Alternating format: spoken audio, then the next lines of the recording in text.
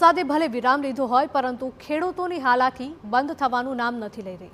ચિંતાજનક દ્રશ્યો રાજકોટના ધોરાજીની ચુપેડી ગામમાંથી સામે આવી રહ્યા છે। અહીં વરસાદ તો બંધ થયો છે પરંતુ ખેતરો હજુ પણ પાણીમાં ગરકાવ છે।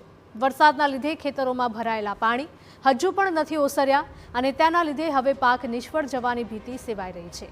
સોયાબીન, મગફળી, એરંડા સહિત તુવેરનો પાક સંપૂર્ણ નિષ્ફળ જવાની આશંકા છે અને તેને પગલે ખેડૂતોને મોટું આર્થિક નુકસાન વેઠવાનો વારો આવી શકે છે।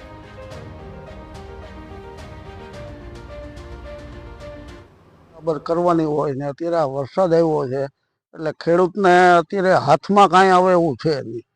એરંડાનો પાક સદંતર નિષ્ફળ જાય એવું છે।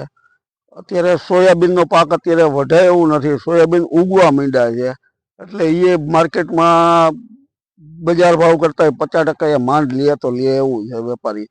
ને કપાસમાં અત્યારે ઊભો કપાસ છે તો અત્યારે ફાલ લાગવાની તૈયારી હતી તો આ ફાલ બધો અત્યારે ખરી ગયો છે। ઊભા એરંડા સુકાવા લાગ્યા છે, મગફળી પાકી ગઈ અને સડવા લાગી છે। ખેતીમાં બહુ મોટું નુકસાન છે અત્યારે। અને કપાસમાં સોયાબીનમાં પાકી ગયા છે તો અત્યારે હજી સોયાબીનમાં વાઢાય એવું નથી અને કપાસ ઊભા સુકાવા લાગ્યા છે, બધો ફાલ ખરી ગયો છે।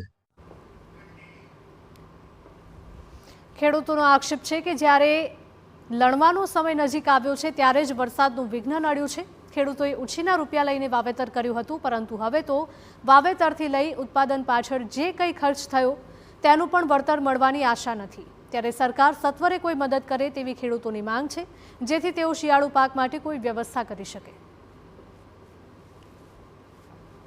તો બધા મૂંઝાણા જ છે। આમાં આગળનું ભવિષ્ય કઈ દેખાતું જ નથી। સરકારે કઈ જો આમાં આગળ વધીને ખેડૂતની સહાય કરે કે કઈ આગળનું પગલું ભરે તો સારું છે।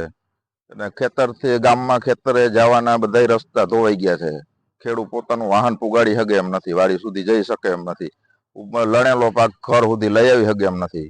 સરકારે આમાં ખૂબ જ એક્ટિવ થવાની જરૂર છે।